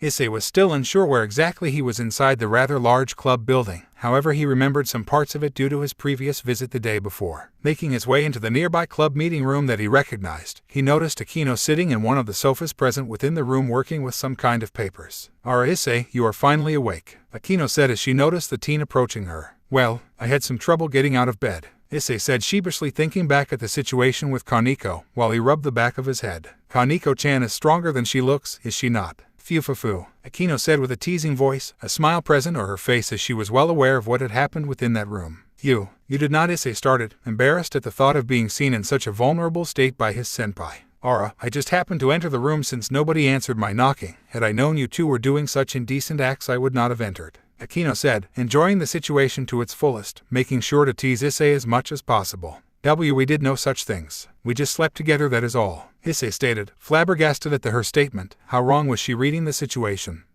So you do admit sleeping with your junior. Such a naughty boy, Issei, Fufufu, Akino continued. Naturally she was aware that no such thing had happened, as Koneko would have sent him flying if he even looked at her the wrong way, but he did not have to know that. Yes, I mean no. I mean, Issei said as he let out a large groan, facepalming at his senpai's attempt at twisting his words. There is nothing to be ashamed of, Issei. It was just a bit of naughty fun, was it not? Akino said, as she wanted to tease him one last time before she switched the subject. The only reply she received was another loud groan from Issei. At this, she just giggled. So are you going to go around telling everyone about this then? Issei stated, this time more seriously, as he did not want them to pester Koneko about this. Having already been on the brunt end of the teasing, he did not want her to experience the same thing. No, this will be our little secret, Akino said with a wink, Issei just sighing in appreciation. So, how are you feeling? You looked rather banged up yesterday, Akino asked with kind voice, losing the teasing tone that she previously had held. I am fine, I just needed a good night of sleep to lick my wounds, Issei said, making Akino raise an eyebrow at his weird choice of words. And a good night of sleep it was, Akino said with yet another wink sent to him. Do not even start, Issei replied, not allowing her any further teasing. This made Akino pout before she laughed again. So, how is Kiba faring? I believe that I gave him quite the beating yesterday, Issei asked, hoping that he had not inflicted too much damage on the night. Kiba is fine, he was in nowhere near the condition that you arrived here with last night. And with the regenerative power of a devil he is up and about, Akino said, making Issei sigh in relief yet again. He actually came by here earlier to apologize, however you were still fast asleep, so he said that he will come by later again, Akino said, confusing her junior with her words. He came to apologize. About what? Issei queried. He could not think of any reason for the knight to apologize to him. Before Issei could receive his senpai's reply, he heard knocking at the door. Knock knock. I guess that he is here now, Akino stated blankly, surprised at his timing. Oh, Akino-san, and Issei-san too, Kiba asked as he entered the room, noticing the two students standing there chatting. Hey, Kiba, Issei started before he was cut off by Kiba bowing to him, which shocked Issei. I am so sorry for yesterday, I put way too much power into that attack. Had you not dodged it you might very well have died, Kiba stated, while still staring into the floor. He felt truly awful for what he had done to his friend. The room grew silent, which lasted for a few seconds before it was interrupted by a flick. Issei-san, Kiba stuttered out as Issei had gone over and flicked him on his forehead with his fingers, making Kiba rub the spot where his fingers had touched. Bayaka, Issei said, as he had regained his composure that had previously been thrown off by the knight bowing to him. Who do you take me for, Kiba? That fight was awesome, you are going to have to show me that attack again later, Issei stated with a smile, shocking both Kiba and Akino. Although, if you make me seem weak again by apologizing like that again in the future, I am going to give you another one of those punches, Issei stated threateningly with a sadistic smile on his face, making Kiba sweat drop at his antics. Issei-san, Kiba started before being interrupted by Issei. Skip the san, Kiba, we are friends, are we not? Issei stated, with a small smile present on his lips. At this, Kiba went wide-eyed before he simply smiled and replied with, Hi, Issei. The group turned around as they heard small footsteps coming in their direction, belonging to the young Nekoshou girl Koneko. It appears as if the second sleepyhead has woken up, Fufufu, Akino said with a teasing tone, making Kaneko's eyes widen a bit before a small blush appeared on her cheeks as she understood that Akino had seen them. Second, Kiba thought to himself, wondering as to what Akino was referring to. Koneko had muttered something silently under her breath before she went over towards Issei, making him question her intention. Senpai, Koneko silently uttered, with a small glare directed at him, making him wonder why she looked at him that way. Koneko-chan. Why ouch, Issei exclaimed as Koneko had punched him in the gut. What was that for? Issei shouted, wincing slightly at the pain he felt since she had hit one of his bruises.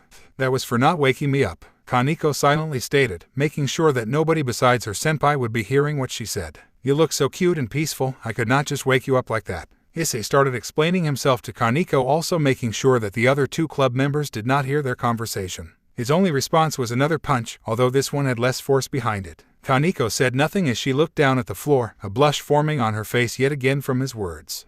Kiba just thought to himself as he watched his friend's antics, not understanding what was going on. Meanwhile, Akino was standing there snickering silently as she understood what Koneko had done. A smile was present on every person within the room at the time. Suddenly a crimson magic circle appeared on the floor as Riaz appeared from it, excusing her interruption. Sorry that it took so long, I had to deal with some devil business in the underworld, Riaz stated, making them nod. They could understand that there was a lot of things to deal with being the sister of the Crimson Satan. Akino, did you finish those papers I asked of you? Riaz asked her best friend, hoping that she had fulfilled the duty she had asked of her. Yes, Riaz, they are all finished, Akino stated as she handed the papers over to Riaz, making her cast a glance at them for a moment before she simply nodded and gave her thanks. How are you feeling, Issei-san? Riaz asked with worry in her voice as she had not personally seen Issei since last night when she handed him over to Koneko. I am just fine, thanks to this little miss over here, Issei stated as he placed a hand on Koneko's head, making her eyes widen slightly as she turned her head up towards him. Is that so? Well, thank you very much then for your duty, Koneko-chan, Ria stated with a smile on her face. Next, Issei decided to bow before Rias as a token of his appreciation of her hospitality. She had not been forced to tend to his wounds after the battle, rather she did it out of her own free will, which Issei appreciated. Thank you for hospitality. I might not remember what happened after mine and Kiba's fight, but I do know that I did not get here by myself. Thank you, Issei stated with a small smile on his face, gratitude apparent in his voice. Oh, of course I brought you here, anyone would have, considering your wounds, Ria stuttered out, surprised by his actions. Issei laughed slightly before he replied. We both know that is not true, senpai. The title of being the kindest devils truly befit your family, senpai, Issei said courteously. Sure, Issei could be brash at times, but he was well capable of showing manners to those that he thought deserving of such. Ria slightly blushed at his statement. Senpai, I might not be a devil, but I do believe that I truly would enjoy it here. Would you let me join the Occult Research Club? Issei said, making Ria's eyes widen before she replied. Of course you are welcome here, Issei-san. I will have prepared the papers that you need to sign by tomorrow. Just drop by again after school and we will get you properly signed up, Ria stated cheerfully, the rest of the orchis smiling at them. Well then, I do believe that I need to return home and clean myself up. I must be starting to stink, Issei said, laughing slightly. I believe Koneko-chan would say otherwise, Akino teased, making Kaneko's face grow beet red as she stared down into the floor. Issei just laughed sheepishly at her comment before excusing himself, leaving the Occult Research Club building behind him as he made his way home. Azazel would earn himself an earful tonight, that fact was certain. Scene change. The members of the Occult Research Club stood and watched as Issei left, making his way home, before Akino spoke up, erasing the silence. So Rias, what do you think about the Sekiryuutei? Akino teased her friend as Rias grew wide-eyed. She had totally forgotten that Issei was the Sekiryuutei due to the events that had happened after his battle. I will have to ask him about that tomorrow, Rias thought to herself as she groaned. How could she have forgotten that her soon-to-be club member was the Sekiryuutei? Kiba and Akino just laughed at their club president's antics. Koneko thought silently to herself, thinking over what had happened last night. She grew slightly red remembering how she had embracing him, before another thought took precedence within her mind. Senpai did not smell like a human, so how could he wield a sacred gear? Koneko thought to herself. While she might not have quite as strong senses as Issei had, she would still have noticed the smell in her Nekomatada form considering how long she had embraced him. Senpai's smell, Koneko thought yet again, her cheeks turning a rosier tint deeper than they previously had been. Scene change. Damn it, old man, I know that you are purposely avoiding picking up the phone right now, Issei cursed his mentor as he sighed once he looked down on himself. He really needed to clean himself up, the odor of sweat present on his body. Issei stepped into his shower after he had removed his clothes, making sure that they went into the laundry bin. Turning the warm water on, he stood and basked in its warmth for a moment, before he decided to contact his sacred gear. Lady Dreg, thank you for earlier, I was not myself at the time, Issei thought to the ancient dragon as he continued to wash himself. The voice of D-Dreg echoed within his head, making Issei smile slightly. The response he received was not quite what one would expect to receive from someone that you just had thanked. However, Issei knew D-Dreg well enough to know that this was his prideful way of saying that he should not spare it another thought. For being named the Red Dragon of Domination, he could be surprisingly gentle at times. Issei just chuckled to himself at the thought whilst he cleaned himself. He would have to reapply bandages later. The cuts he had received from Kiba had already mostly healed. However, the injuries that he had sustained due to his Kai training remained present on his body. For as long as Issei could remember, he has had troubles utilizing his Kai. Yes, he could accomplish simple tasks such as enhancing his senses or temporarily increasing his physical aspects by channeling Kai into them, but at a much greater strain than any normal Nekomatada or Nekoshou would require. And that was without going into the advanced arts of manipulating Kai, such as restoration, commonly known as healing or Kai manifestation, which resulted in Issei healing significantly slower than any other Nekoshou would, due to the strain that was placed on his body during its process of healing itself. If Issei were to explain this to anyone, the best explanation he could give was that it felt like two different rivers were coursing through his body, forcing him to go against the tide no matter which direction he was facing. And with this, Issei had finished reapplying new bandages, making a mental note that Koneko had been surprisingly adept with her job at them. Ring ringed. Issei heard the phone in the living room ringing as he made his way towards it to answer the caller. Hello? Issei asked, not having checked the calling number before he picked up the phone. Issei, I finally got a hold of you. I have been trying to call you for the past 10 minutes. A voice that Issei knew all too well was on the other side of the line, the voice belonging to the Governor General, his mentor. Old man, did you seriously? Issei started saying, prepared to ask his sensei just why he had kept the information about there being another Nekoshou at Kuo from him. However, he was cut off by Azazel, something his senpai usually never did, which surprised him. Issei, look, I understand that you are angry at me, but this is important, Azazel said in a dead serious voice, making Issei wonder just what had gotten the fallen angel so agitated. The abandoned church in Kyo, do you know of it? Azazel asked, the serious tone still present in his voice. The abandoned church. Yes, but I do not see why Issei started saying, before yet again being cut off by Azazel. Good. Look, I have gotten word that a few of my fallen angels that have defected are planning to extract an incredibly powerful sacred gear by the name of Twilight Healing soon. At this statement, Issei's eyes widened before turning into a frown.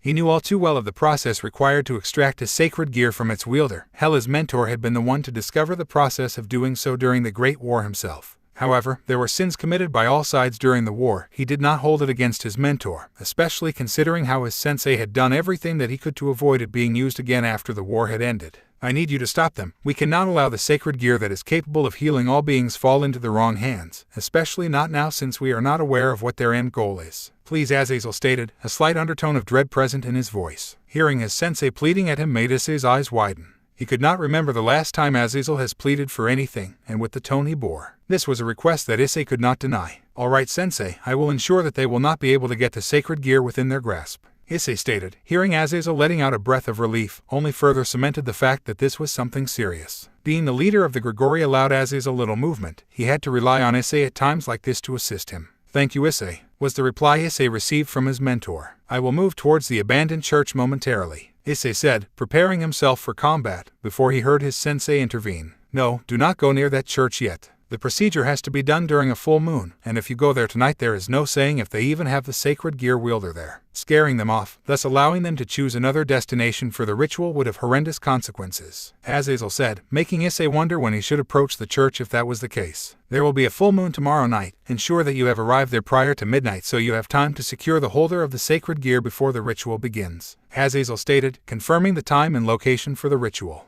Bring the Grimoire peerage with you if possible. We have no idea with what we are dealing with here, Azazel said, making Issei's eyes widen. How did his sensei know that he had established contact with Rias and her peerage? How did Issei started before his mentor cut him off? I have my ways, Azazel said, ending the call on a lighter note. Issei just sighed at this. Tomorrow was going to be a long day, he concluded. Issei rose to the sound of the alarm going off, muttering some words before turning it off and starting to prepare for the day ahead. Yawning as he made his way downstairs, tired as usual from the constant nightmares preventing him from getting a good night of sleep.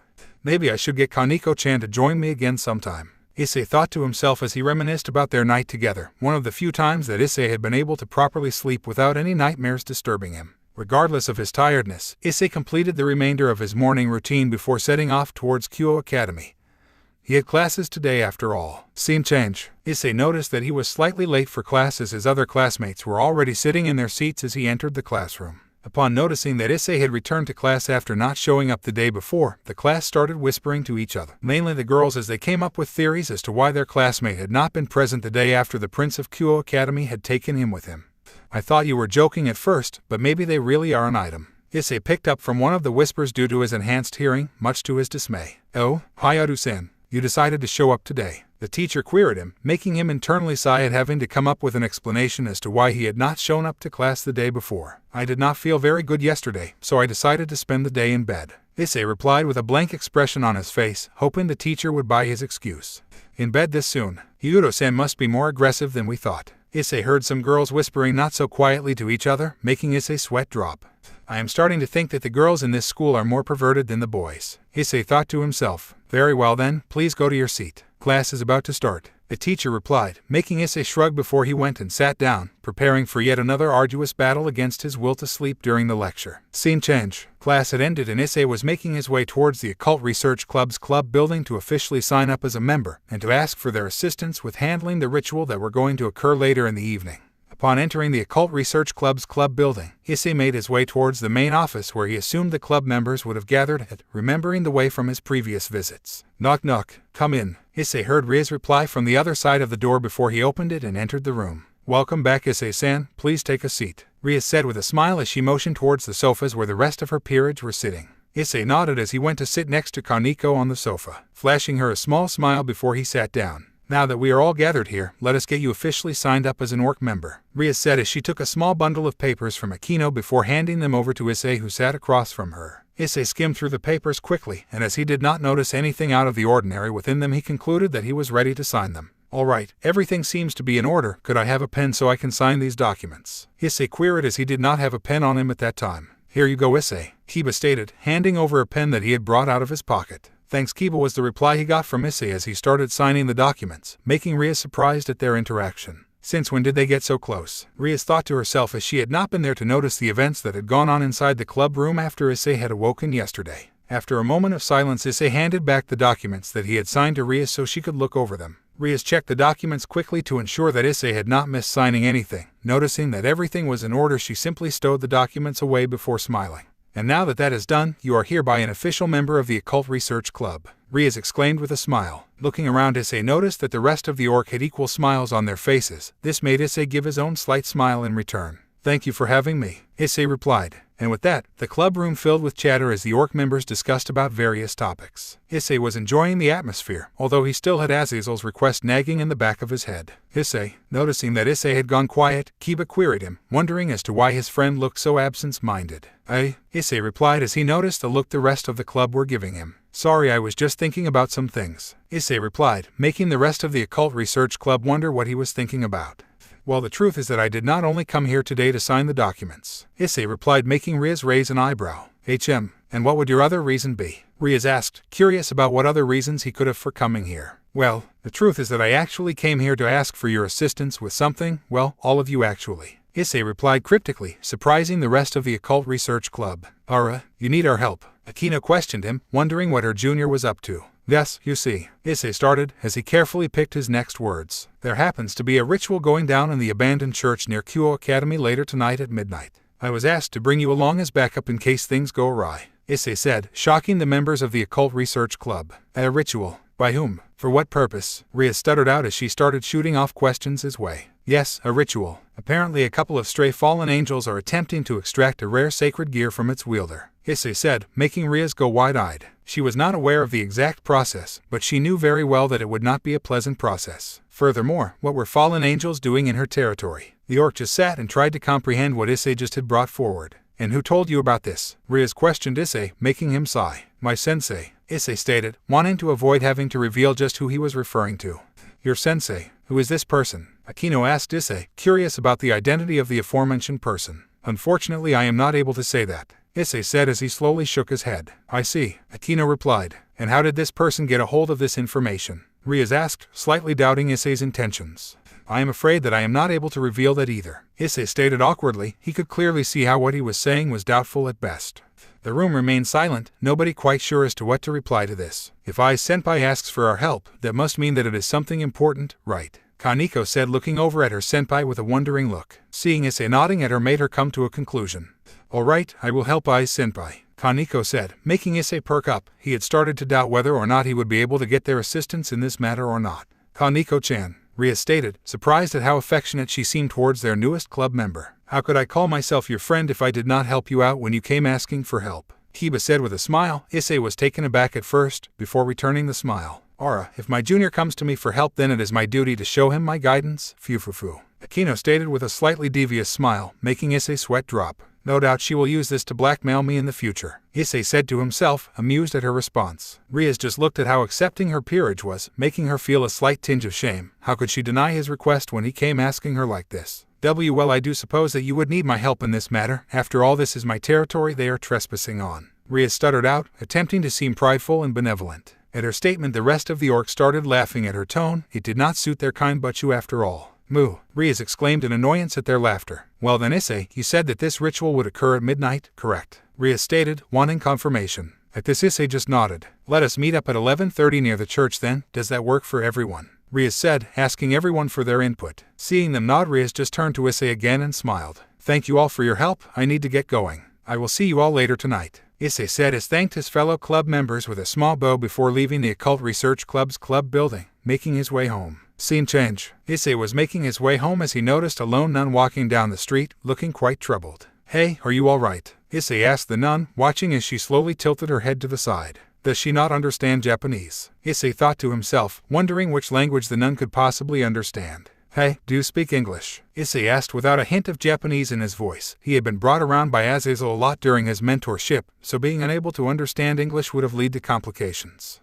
Yes. The nun replied with a smile, being slightly shocked at finally meeting someone able to understand her. You looked quite troubled. Are you okay? Issei asked, curiosity present in his voice. I am fine. I recently arrived in this town to meet some of my sisters. However, nobody I have asked were able to understand me enough to give me any directions. The nun said with a crestfallen look. Before Issei could speak up, he heard the nun's stomach grumble, making her face go beet red. At this, Issei just chuckled. Here, let me treat you to something to eat. I will help you find your sisters afterwards. Issei said with a smile. The girl in front of him looked so innocent that he could not help but smile at her antics. Oh no, I could not do such a thing. The nun stuttered out, before Issei grabbed her arm with a smile and brought her along with him to the nearby burger place. Scene change. Issei-san, I believe they forgot our cutlery when we ordered the food. The nun stated innocently, having gotten to know the name of the teen in front of her. Issei just shook his head at this. No silly, you eat them like this, Issei said as he took a big bite out of his hamburger, much to the nun's surprise. Wow, I had no idea you could eat food like this, the nun exclaimed as she also took a bite of the hamburger, savoring its taste. And so, they spent the hour eating and chatting about various things. Thank you for the treat, Issei-san, the nun exclaimed with a smile present on her face. Do not mention it. Now I believe you said you needed to find guidance, Issei said, remembering their earlier conversation.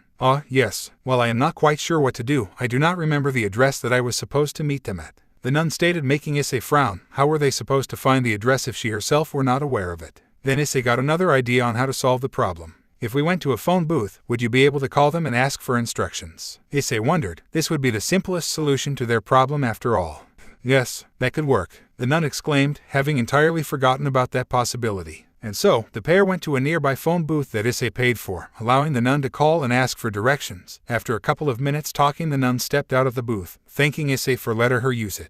I was told to take the bus and ride with it for the next 5 bus stops. They would be waiting for me there, the nun said with a smile. Well then, that is that. Wait, is that not your bus? Issei queried, looking over at the incoming bus. Oh, yes, that must be it, the nun started saying, surprised at how quickly it had arrived. I am Asia Argento. Thank you so much for your help, Issei-san. I hope we can meet again soon, the nun exclaimed, having turned around to face Issei yet again. I am sure we will. Now get going or you will miss the bus, Issei said to her. Seeing her nod and run to the bus made him shake his head. What a silly girl, Issei thought amusingly to himself as he watched the bus take off with the nun, now known as Asia, within it. Well, I better make my way back and prepare for tonight, Issei thought to himself as he started moving in the opposite direction that the nun had gone. Scene change. Several hours had passed since Issei's encounter with Asia, and midnight had started to approach. Issei was making his way to the meeting spot that had been agreed on earlier in the meeting that had occurred between him and his fellow club members. Upon reaching the designated area, Issei noticed that his fellow club members had already arrived, waiting for him to arrive. Hey Issei, Kiba exclaimed with a wave towards him.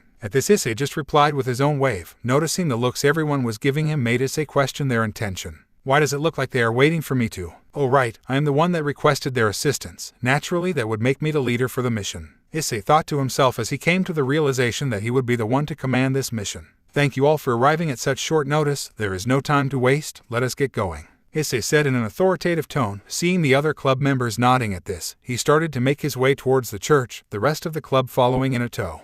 Having arrived at the church, Issei decided to deliver the rest of the plan that he had in mind to his fellow club members. Riaz, Aquino, I want you two to patrol outside the church, ensuring that nobody gets into the church while we are busy cleaning out the fallen angels inside the church, Issei stated, which slightly shocked his fellow club members. I can understand wanting someone to keep watch outside the church, but why us two? Considering our magical power, would we not be ideal in helping you clean out the church? Riaz questioned Issei, wondering why he told them not to come with him. It is certainly true that you have very strong magical powers, Riaz-senpai, which is why I do not want you two to come with us into the church, Issei said, much to the confusion of the other orc members listening in on the conversation. We are going to be fighting close quarters inside a building. Not only are your magical powers destructive, but they are suited for mid to long range combat.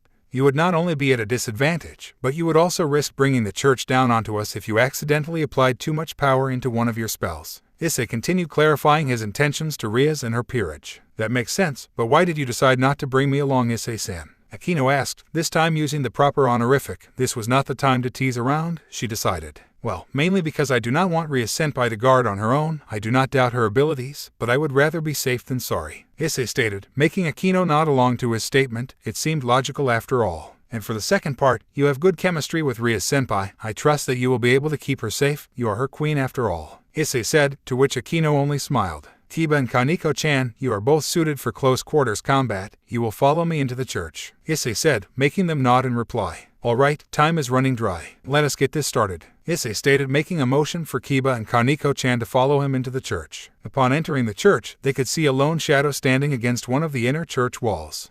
Keep your eyes and ears open, they might have an ambush awaiting us, Issei whispered to the knight and rook who had followed him into the church. Seeing their nods, he decided to proceed further into the church, Kiba and Koneko in tow. Issei noticed the shadow starting to moving towards the altar where the moonlight shined down, revealing the figure that had previously been cloaked in the shadows. Issei's eyes narrowed at the sight. That attire, an exorcist, Issei thought to himself, noticing the outfit the man wore. Hey, hey, hey, the exorcist called out to them with a crooked voice and smile. It seems like a couple of shitty devils have walked right into my web. The exorcist continued, talking to himself, slightly creeping Issei and his companions out. You know, I am super strong. To be slain by me will be such an honor for shitty devils like yourselves. The name is Freed, remember it as I send you to purgatory. The exorcist, now known as Freed, exclaimed as he drew a gun and a sword from his outfit. Koneko was the first to act, grabbing the nearby church bench, before she sent it flying towards the stray exorcist. TCH, is this the best you shitty devils can do? Haha, Freed exclaimed as he split the bench into two halves with his shining sword, making Issei narrow his eyes. A sword empowered by the light. If Kiba or Koneko-chan get struck by this, they will suffer severe damage, Issei noted to himself, whilst Koneko continued chucking benches at the exorcist, who had now turned to dodging them instead of slicing them. Issei noticed Kiba clenching his fist shut, hard. Issei, please let me handle this guy, Kiba said, with poison lacing his words as he drew his blade, making Issei raise one of his eyebrows. Are you sure? You do know that his sword is made out of lie, Issei started, before he noticed the look Kiba had in his eyes. He had never seen Kiba wear such a serious expression before. Never mind. Go for it, Issei said. At this, Kiba just nodded before he started sprinting towards Freed, sword drawn in his hand. Oh, the other shitty devil has finally decided to step in, Freed said as he parried a strike from Kiba's blade. Koneko had stopped throwing benches as to avoid hitting Kiba as she turned to look at her senpai. Are you not going to step in, hi senpai? Koneko queried, wondering why he did not help his friend out. Kiba asked me to let him take this battle. I would just damage his pride by stepping in now. Have some faith in him, Koneko-chan, Issei stated, without moving his eyes away from the fight happening in front of him. Oh, the shitty devil seems to be able to wield a blade after all, Freed stated as he interlocked blades with the Gremory Knight. You are not so bad yourself, Kiba replied bluntly. As much as he disliked the man before him, he was still a knight, and thus kept his manners in check to some degree. Freed pushed Kiba's blade away as he went in for a strike towards Kiba's abdomen, his blade shining brighter than it previously had. This is the end, you shitty devil, Freed exclaimed as he brought the blade towards Kiba. However, Kiba parried the blade with his own at the last second. Sensing the magical energy in the air surrounding Kiba's blade, Issei simply smirked to himself. Show me what you can do, Kiba, Issei thought to himself as he watched Kiba's blade become consumed by what looked to be pure darkness. What is this? Freed exclaimed in shock. His blade had started to glimmer, slowly but surely being consumed by the blade of the knight. Holy Eraser, the sword of darkness that consumes all light, Kiba stated as he knocked away the stray exorcist. Issei, Kiba exclaimed, wanting his friend to follow up with his attack. In the blink of an eye, Issei had disappeared from where he stood by Koneko and implanted his fist in Freed's gut, sending him flying through the air into the back wall of the church, shocking Koneko with his speed. Issei moved towards the downed exorcist to extract the information he needed from him. Grasping the hand of the exorcist, he forcefully yanked it. Snap. Argh, Freed exclaimed, having just had his wrist snapped by the man in front of him, making Koneko wince at the events that occurred in front of her. The rest of your little group, where are they? Issei said in a threatening tone, making the stray exorcist worried about what he would do should he not reveal the information to him. Well then, second wrist it is, Issei started saying as he moved to grasp at the other arm, before being interrupted by Freed. Stop. They are underground, underneath the altar. Why, you damn devils, Freed stuttered out in pain, grasping his broken wrist. Was the only response he received as Issei moved to grasp the exorcist by the neck, before throwing him into the opposite wall, this time knocking him out. Koneko-chan, I want you to make sure that he does not escape while me and Kiba proceed underground, Issei stated, unaffected by what he had just done. Koneko just nodded in response, as Issei moved over to push the altar out of the way, revealing a set of stairs underneath. Come, Issei said to Kiba as they proceeded to go underground, further into the church. The pair moved further through the dark underground path, wandering for a short while before they noticed a light coming from the end of the tunnel. As they approached the end of the tunnel, they noticed that before them lay a rather spacious candlelit room, filled with robed men standing before what looked like a bloody crucifix. Besides the crucifix stood a robed man with a hat on his head, holding a glowing object in his hands. Issei's eyes widened at the sight as he looked at what the man was holding. We were too late, Issei said through gritted teeth. The object that the man was holding was nothing else than the sacred gear Twilight Healing.